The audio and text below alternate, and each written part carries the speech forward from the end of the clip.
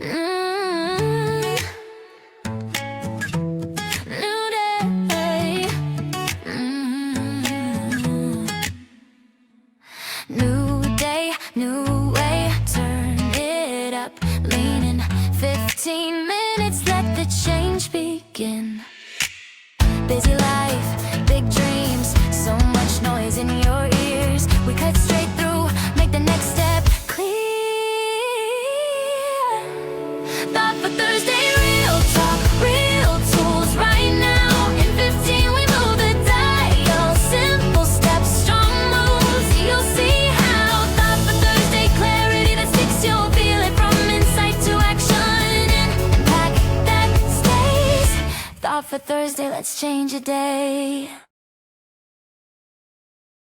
Well, hello and welcome to Thought for Thursday. I'm excited to be here with you this evening. Again, it's Thursday, and you know, Thought for Thursday is the segment, the portion of Leveling Up the Podcast that we bring to you on Thursday evenings.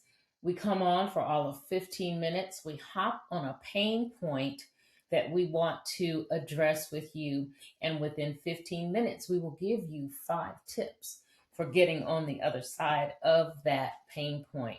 My name is Dr. Alethia Tucker, and I am a reinvention strategist helping you to move from where you are, helping you to realize that you can always reconnect, reinvent, and rise. And I give you the tools to do that. Now, tonight, our topic is one that frequently I see a good bit, to be honest, and it is the topic of making sure that we're not playing small. I teased with the title of What's the Cost of Playing It Small? And the post itself said, if you've ever written a post and deleted it, or raised your hand and lowered it, or said maybe next time to an opportunity that you actually wanted, all of that points to times when we're playing it small, times when we are not rising to the level or doing the things that we are really capable of doing. And that's what this episode is about. We're talking about the real reason why you keep doing that.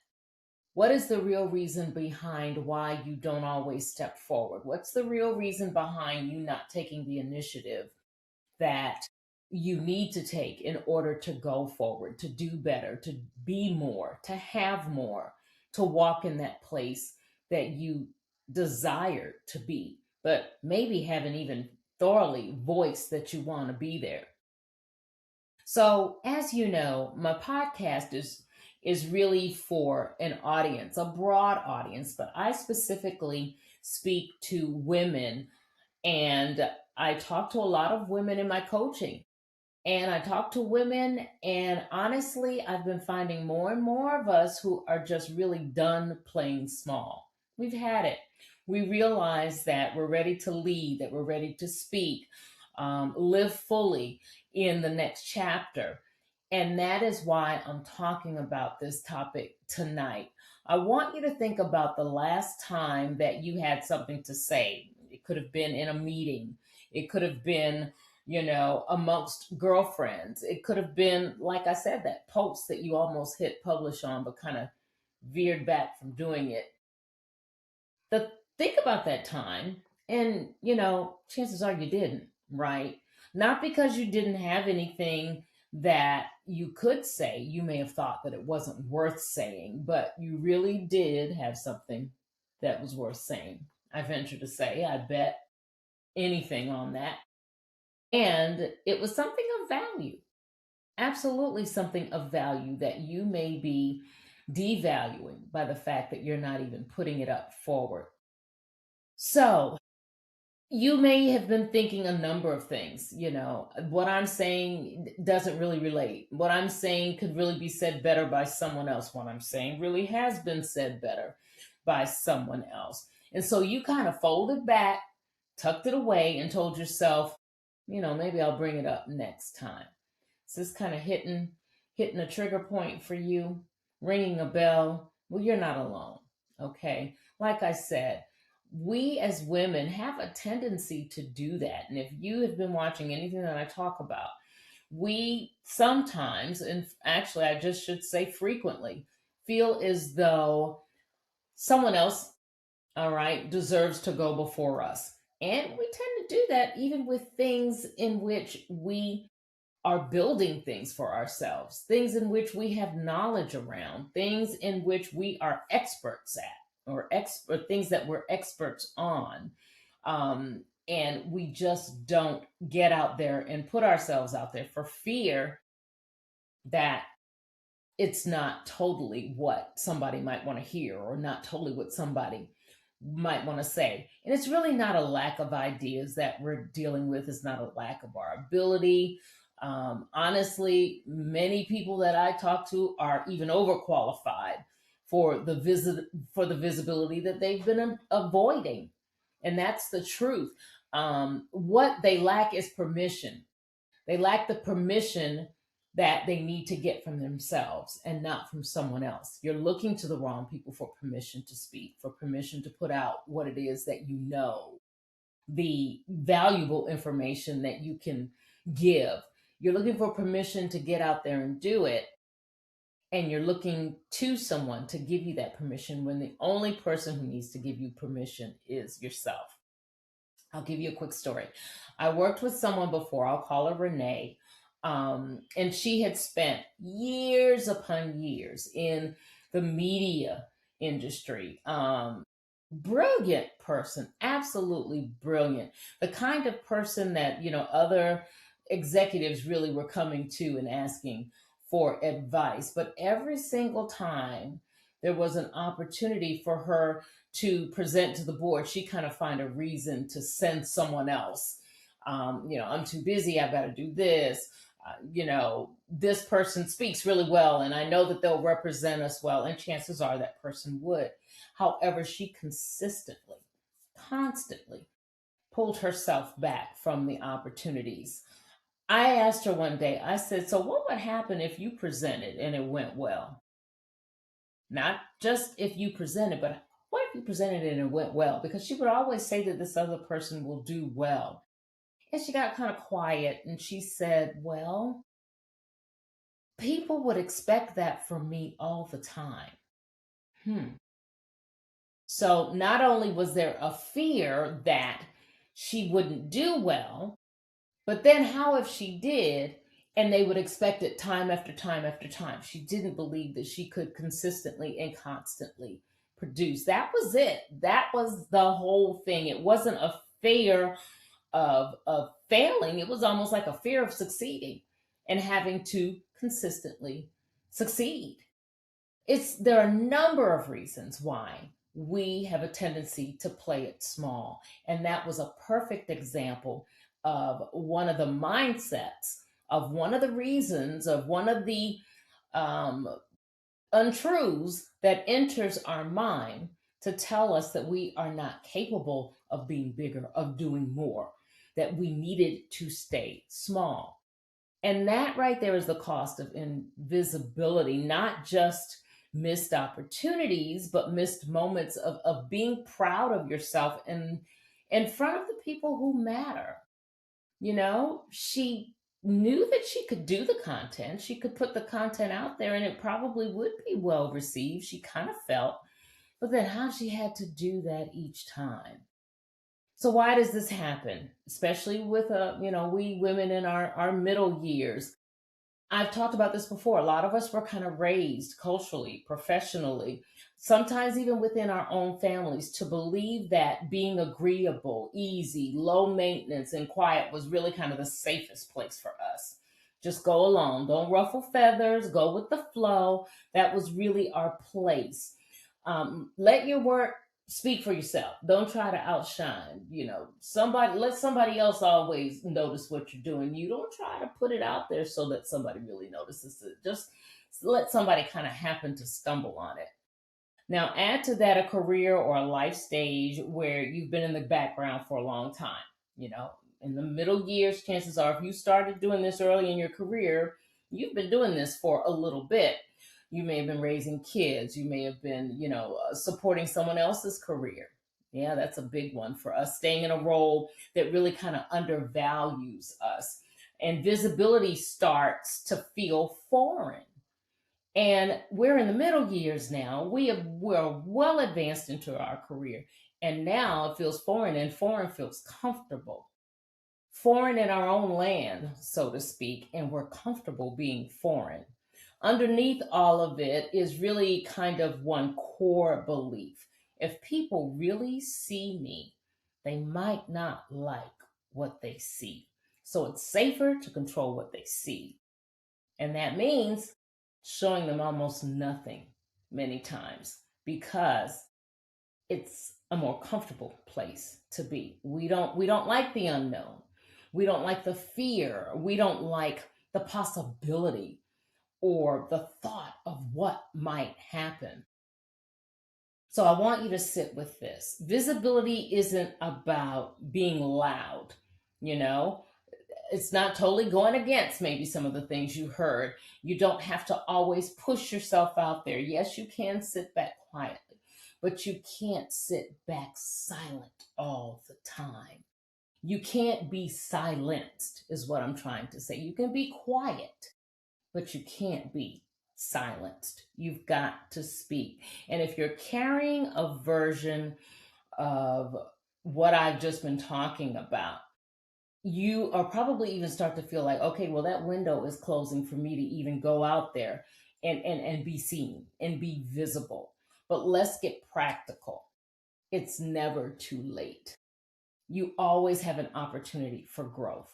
And that's what I want you to see. I don't want you to be like Renee and feel like I can't do this because if I'm successful, they're going to expect success from me all the time. And I don't know if I can produce it over and over and over again. What you know is of value, not just this time, but each and every time you put it out there. Don't get stuck behind that imposter syndrome. Don't get stuck behind the what ifs, the I'm twos that I frequently talk about. All right. So I gave us a real big intro into this. Well, now let me go ahead and give you the tools. Let me give you the tools that are going to help you to stop all this playing small. All right. And realize that you can get out there. You can be visible. You have something of value. You have dreams, you have goals, you have things that you want to pursue, and you really, really can do it. But you've got to be visible and believe that you're capable of doing the things that we're talking about. So, here are 5 tools that are going to help you move through the fear of visibility. All right. It's going to help you to move through that fear of visibility instead of around it. So, what's the first tool I want to tell you about? Decide who you're doing this for. Frequently, I said earlier that what will people think? We fall into that rut all the time. But if you think that, all right, if you find yourself thinking that all the time, counter that with, well, who am I really doing it for anyway? Fear of visibility really does kind of thrive on deliberation. The longer you sit with that thing, with an opportunity that's just kind of sitting in your brain, it starts to build resistance to things. You start talking yourself into things that just aren't true. And if you don't act fast, well, guess what? You're going to keep talking to yourself and you're going to stay small. You're going to stay silent. You're going to stay silent. Not quiet, but silent. So when you see an opportunity to be seen, a chance to speak, to post, whatever it is that I've just been talking about that we're kind of veering away from, give yourself 5 seconds to say yes. Just say it. Give it 5 seconds before your brain can build the but list. Just sit with that yes for a minute. Sit with the yes. Say the yes out loud. Type it in the reply. Work out the logistics later. So, as an example, Renee got asked to present to the board a second time, finally. Well, actually, more than a second time, but she's been doing it. They've been asking her for a while. And she texted yes after we had our talk. All right. It was within, minutes of getting the email. So she did it before she let herself really talk herself out of it. She said that was the only way she could beat that spiral that she's been in. And that was one of the things that we worked on. What's something else you can do? That 1% exposure. Remember, first of all, again, who it is that you're doing it for. Then you don't build tolerance for visibility. That's something I want you to think about. And that's what this whole tip is for right here. You don't build silence or you don't build tolerance through visibility by attempting the biggest or the scariest version of it first. All right. So you may want to start small, do the small yes and sit with it for a few minutes. But then you start to build it the way that you build any new capacity. You know that we talk about various things that you do. For example, the brain is a muscle. The more you use it, the stronger you get. Well, that's the concept we're talking about here. Don't think that you have to do 100% of all of the components that are necessary for you to stop playing it small. But start with that 1%. Don't do the biggest thing first. Start small and then build. Pick one small, low stakes way to be seen this week or perhaps next week because we're coming to the end of this week. Maybe comment publicly instead of just liking something. If you're doing something on social media, speak first in a meeting instead of kind of waiting to see what everybody else is going to say. Share an honest, comment about work. Do something small, something that you're going to be able to later build on. You start there, then you may, start leading meetings that you have not been leading, and so on and so forth. Small things that you can do to move from being behind, being quiet, and being behind and not being silent, being quiet when needed to, but not being silenced altogether. All right, what else? I want you to name the cost of staying hidden, and you know it well because it has you exactly where you are now, feeling as though you cannot do something. It's too late to do something. You don't know how to begin. You don't know where to go. Feeling a little hopeless about it, being really confused, where deep down you really do kind of know what it is that you need to do. But the cost is you've been in the spot for so long, you feel even more afraid of moving forward. So, we're good at naming the risk of being seen, rejection, criticism. Somebody might not like me. I might fail. We're good at naming that. But I want you to think of, you know, what is the risk of staying hidden? The opposite. That imbalance keeps us stuck because we're hiding always. Hiding always looks like the safer choice on paper. And we like safety, we like comfort.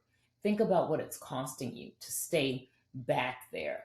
So, what you want to do is ask yourself, directly, what is staying invisible already cost me? Like I said, you know what that is. Missed income, missed opportunity to build something, and someone else has gone on and built what I really had a desire to build. Think about the cost, all right? Something else, the evidence, the evidence file. So, what is the evidence file? Fear of visibility really does tell a story that you're not ready, not credible, not enough. That's the story behind it. Or that's the story that you feel so that it's keeping you invisible, right? That story survives because you never argue back with facts. Get yourself some facts. You need a running record of proof that contradicts it. This isn't the first time I've said something like this. It's the same thing that I frequently talk about when I talk about, squashing those, negative beliefs, those inferior beliefs. Combat it with what you have done successfully. Oh, I'm going to fail in this meeting. Well, you know what? There was a time when I did lead a meeting. There were 20 people in there. I led it. We got this project done. It was a great success. Have yourself a running list of things that you have done successfully. Commit those things to memory. Get specific in the areas where you are playing small. Pull out the things that you have done that will combat those thoughts that have you thinking you need to play small. All right? Pull them out and put them up against what you're dealing with. All right? And I think those are all, right? The evidence file, yeah, that is it. Now, the last one I had, I've already talked about, which was the 5-second yes. So, those are all of the things that I want you to think about. Think about the cost. Get yourself an evidence file that contradicts all those things that are making you play small. All right? Think about what you've lost already by being in that small space instead of being in a space of growth. You want to remember you weren't made to spend the second half of your life, all right, shrinking. You're better than that. You're bigger than that. You are more valuable than that. And every time you let yourself be seen imperfectly, nervously, honestly, you're not just building your visibility, you're rebuilding your relationship with yourself because you're telling yourself, okay, I can do this. You're proving one small act of courage at a time and that you are someone worth showing up for. You're showing yourself that you are worth showing up for you. And that's the biggest piece of this. All right. So make sure that you are doing the things to pull you out of that small space. You don't have to be fearless to be visible. You just have to be willing to be seen. Okay. Not be silent. Maybe be quiet and do all these things. Put yourself out there as you are becoming the version of you that you desire to bring about. All right. So that's it. Those are the 5 tips around coming out of the small space. If you want some support in doing that, we are starting the Identity Shift Intensive, and it is starting next month. I'm going to drop the URL in the comments of this live feed for you. I want to see you come in and let us work together for a 12-week period. Go ahead and check out the information that I am about to give you because it's something that you're definitely going to want to make sure you have stake in, to make sure you are putting yourself in a position to stop playing small, to stop hiding behind what you can be and losing out on who you are because you're letting other things tell you what could happen. You're starting to devalue. You've played it small for so long and you feel as though small is where you believe you should be. Foreign in a country that you've been born and raised in. You feel as though you're in a foreign place and it feels good. You're in your own spot. Be comfortable with that. And so this is the URL that you go to find out more about the intensive. Again, it is 12 weeks. We are going to spend the time working on you, working on those things that have caused you to really shy back, that have caused you to say that I'm on a path that I'm used to, and I don't want to get on a path to become who it is or where it is or get what it is that I know I'm deserving of. It's a transformational program. It has 4 pillars where we recognize where we are. We release those things that aren't serving us. We rebuild and we rise. That's the general concept. And we apply it over and over again with tools that are going to help us tools that are going to help us to get through those difficult spots, things that are going to help us to move, to finally give up where we've been and move into where we know we deserve to be. So, again, I'm going to make sure to put this information in the chat. Go out, visit, let's set up an appointment. Let's get moving in a way in which you're going to be finally in the spot that you deserve to be in. All right. Thank you so much for joining me tonight. Know that it's time out. It is absolutely time out for playing small. You have so much more to offer. You have so much more to give. You are so deserving of all of the things that you dream of, all of the things that you have been desiring. It's your time. These are your power years. We've been talking about that for a long time. Make sure that you do all that you can to live them to their fullest. Be authentically yourself as you go out. Make sure you touch something that only you can make a difference for because of who you are. Your authenticity is needed. Your touch is needed to make things better, not just for you, but for those around you. Make sure in the times that we're seeing now that you do everything to live your best life. Watch out for yourself. Watch out for others. And until we get back together, do everything you can to make sure that you be well. New day.